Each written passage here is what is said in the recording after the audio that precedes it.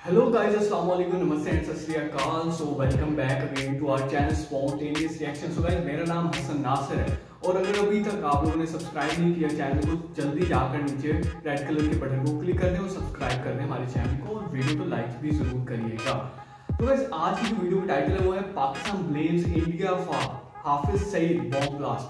पाकिस्तान ने रिसेंटली जौहर टाउन पाकिस्तान में हाफिज सईद के घर में बॉम्ब ब्लास्ट हुआ है, जिस पर पाकिस्तान ने रिसर्च करने के बाद इन्होंने कल मतलब इजलास भी किया इस पर और इन्होंने बताया मीडिया को कि इसके पीछे इंडिया का एजेंसी रॉ वो इसके पीछे है। इसके पीछे इंडिया की एजेंसी रॉ क्या है, वो एजेंसी जैसे पाकिस्तान की ISI है।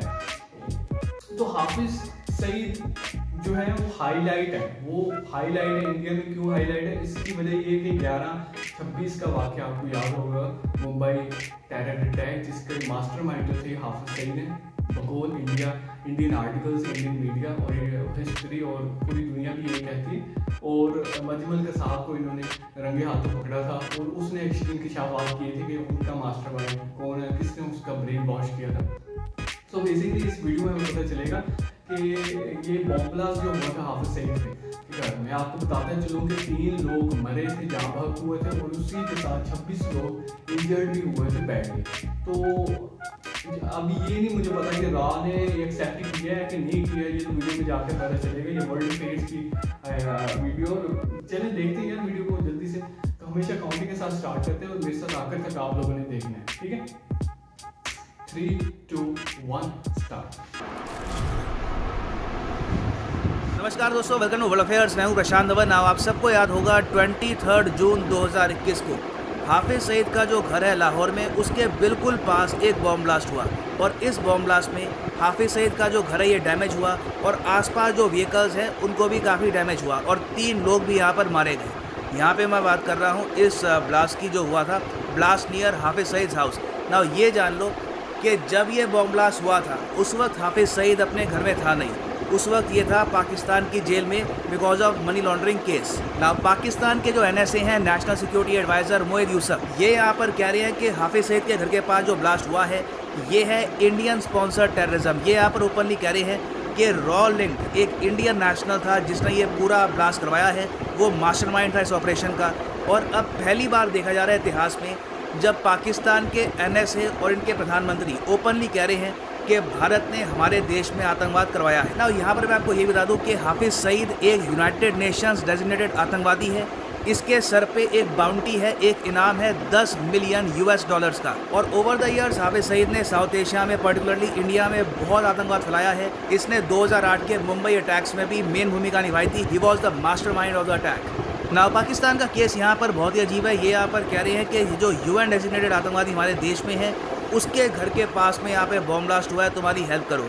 और इनके प्राइम मिनिस्टर तो यहाँ पर ओपन ये कह रहे हैं कि मैंने अपनी टीम को ये कहा है कि जो भी यहाँ पर आपको फाइंडिंग्स मिलती है, जो भी आपके पास सबूत है, इस पर और अभी इन्वेस्टिगेशन करो और जल्दी से जल्दी और एविडेंस यहाँ पर निकालो ना।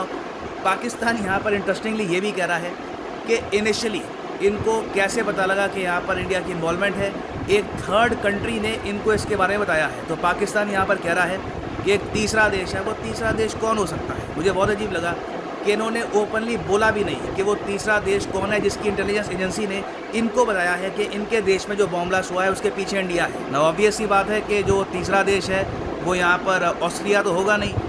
मोस्ट प्रॉब्ली इनके हिसाब से अगर किसी कंट्री ने बताया भी है इनको तो ईरान हो सकता है या 99% हो सकता है चाइना। मगर ईदर वे अब पाकिस्तान इस इशू को उठाएगा, ये साफ दिख रहा है कि ये इनकी अब पॉलिसी का पार्ट है। ये यहाँ पर ओपनली कह रहे हैं। हमारे प्राइम मिनिस्टर ने, मुझे याद नहीं आ रहा आखिरी बार कब, एक प्रॉपर ट्वीट में ये बात लिखी थी कि पाकिस्तान स्पॉन्सरशिप ऑफ टेररिज्म, मगर पाकिस्तान के PM यहाँ पे ओपनली कह रहे हैं Indian sponsorship of terrorism Twitter पे। और ये यहाँ पर कह रहे हैं कि ग्लोबल कम्युनिटी को मेजर लेने होंगे और जो इंटरनेशनल इंस्टीट्यूशंस है, प्राइमरली ये बात कर रहे हैं यहाँ पे FATF की, उसको यहाँ पर एक्शन लेना होगा। और एक्चुअली मैंने अभी सर्च भी किया ट्विटर पे कि आखिरी बार कब हमारे प्राइम मिनिस्टर ने पाकिस्तान और टेररिज्म को एक ही ट्वीट में इस्तेमाल किया था, ये 2 शब्दों को इस्तेमाल किया था। तो इसका आंसर है एक्चुअली जब से ये प्राइम मिनिस्टर बने हैं तब से लेकर अब तक यूज़ किया नहीं है। हाँ, 2014 में किया था, मगर तब इन्होंने कंडेम किया था, निंदा करी थी एक आतंकवादी हमले की जो हुआ था पाकिस्तान में। उसके पहले आप अगर जाओ तो 2012 में इन्होंने ये कहा था कि यूएसए को जो अपना स्टांस है आतंकवाद को लेकर रिगार्डिंग पाकिस्तान, ये क्लियर करना चाहिए। तो इसलिए यहाँ पे मैं ये कह रहा हूँ कि पाकिस्तान के पीएम ओपनली यहाँ पर सोशल मीडिया साइट्स पर जो भी ये शब्द यूज़ कर रहे हैं इंडियन स्पॉन्सर्ड टेररिज्म, ये बहुत बड़ी बात है। और पाकिस्तान का यहाँ पे जो आरोप है ये सिर्फ बॉम्ब ब्लास्ट को लेकर नहीं है। ये लोग यहाँ पर ये भी क्लेम कर रहे हैं कि जैसे ही ये बॉम्ब ब्लास्ट हुआ उसके बाद लगातार पाकिस्तान पर साइबर अटैक्स हुए हैं एक के बाद एक, और इसका भी ये लोग आरोप लगा रहे हैं इंडिया पर। और ये कह रहे हैं कि ये साइबर अटैक इसलिए किए गए ताकि जो इनकी इन्वेस्टिगेशन है ये प्रॉपरली आगे ना बढ़ पाए। ना क्या इंडिया में ऐसे ग्रुप्स हैं, क्या हम लोग भी यहाँ पर साइबर अटैक करते हैं पाकिस्तान पर? देखो, इस पर्टिकुलर क्लेम के बारे में मैं कुछ कह नहीं सकता। ये पाकिस्तान खुद ही यहाँ पर चीज़ें बना रहा है, कोई प्रॉपर अभी तक इनके पास एविडेंस है नहीं। मगर हाँ, इंडिया के पास कैपेबिलिटी है, हमारे यहाँ ग्रुप्स हैं जो चाइना पाकिस्तान पे साइबर अटैक्स कर चुके हैं और कर सकते हैं। अब फॉर एग्जांपल एक ग्रुप है साइड वाइंडर के नाम से। रिसेंटली रिपोर्ट आई है कि इन लोगों ने चाइनीज़ मिलिट्री पर साइबर अटैक किया था। मगर ये मुझे कहीं से समझ नहीं आया कि पाकिस्तान की जो बॉम्ब ब्लास्ट की इन्वेस्टिगेशन है ये साइबर अटैक से रुक गई, क्योंकि जो ये इन्वेस्टिगेशन है ये ज़्यादातर ऑफलाइन ही हुई है। यहाँ पर कुछ ऐसा नहीं है कि ऑनलाइन कोई इनका जो डेटाबेस है वो हिल गया था। जो डेटाबेस इनके पास है वो तो सेफ ही होगा। तो ये काफ़ी अजीब सी बातें बोली इन्होंने यहाँ पर।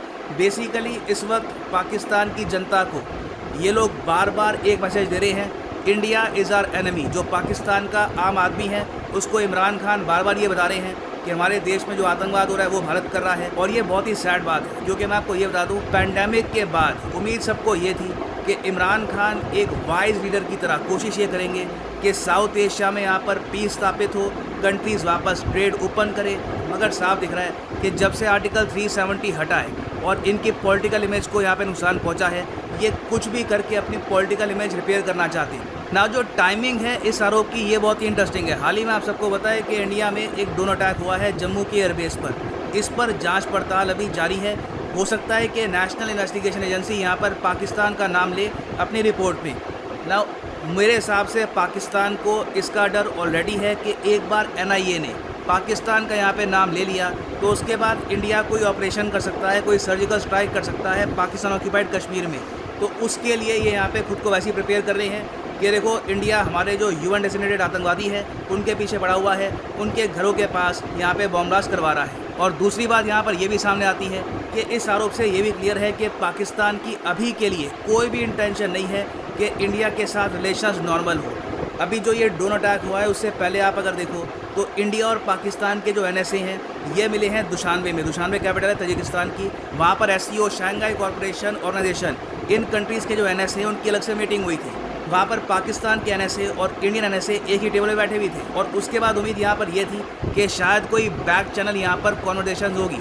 मगर पाकिस्तान ने हाल ही में ओपनली ये भी कह दिया है कि इंडिया के साथ इस वक्त कोई भी बैक चैनल बात हमारी नहीं हो रही। और इस आरोप के बाद तो पॉसिबिलिटी अब ये भी है कि आने वाले कई सालों तक इंडिया और पाकिस्तान के रिलेशंस खराब ही रहने वाले हैं, क्योंकि पाकिस्तान ने डिसाइड ही कर लिया है कि रिलेशंस अब खराब करके रखेंगे।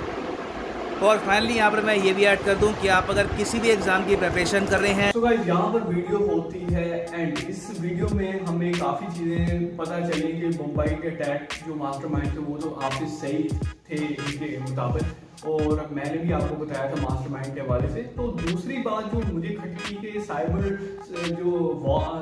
अटैक्स जो किए गए हैं, ये डॉन न्यूज़ से कोट किए, इन्होंने रेफरेंस लिए। डॉन न्यूज़ में ये लिखा हुआ था कि साइबर अटैक्स भी किए गए जब ये मतलब इंसिडेंट हुआ था। उस टाइम हाफिज सईद अपने घर में नहीं थे, बट जो इनोसेंट लोग मरे हैं वो इनोसेंट बेचारे मर गए।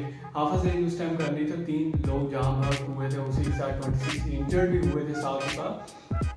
तो बात यहाँ पर खटक रही है कि ये सारी इन्वेस्टिगेशन ही ऑफलाइन थी, तो ऑनलाइन क्या चीज़, ऑनलाइन डाटा क्या ट्रांसफ़र किया जा रहा था जिससे पाकिस्तान को झटका पहुँचा। ये तो कॉमन सेंस की बात है कि यार आपकी जो इन्वेस्टिगेशन होती है वो 80 to 90% तो होती ही ऑफलाइन है। तो ये तो एक्सक्यूज़ क्रिएट करने वाली बात होगी कि आपका जो साइबर अटैक हुआ वो भी इंडिया ने किया, और जो मतलब ये जो अटैक किया, बॉम्ब ब्लास्ट किया, वो भी इंडिया की रॉ एजेंसी ने किया। तो ये इसकी क्या सच्चाई है ये तो हमें वक्त अभी आने वाले दिनों में पता चल ही जाएगा। फिलहाल जो चीज़ें जो मद्देनज़र रखी जा रही है कि आपके साइबर अटैक हुआ है, ये जो मेरी चीज़ें मेरे भी दिमाग को नहीं कटती कि यार ऑफलाइन आपका काम हो रहा है और ऑनलाइन की बातें आप कर रहे हैं। तो यार यहाँ पर वीडियो को एंड करेंगे, वीडियो को एंड कर रहे हैं। और अगर आपके पास कोई इन्फॉर्मेशन है तो कमेंट सेक्शन में ज़रूर बताइएगा। कोई करेक्शन करनी हो तो वो भी आप कमेंट सेक्शन में कर सकते हैं। मुझे हसन नासिर को दीजिए इजाज़त, अपना ख्याल रखिए, टेक केयर, बाय बाय।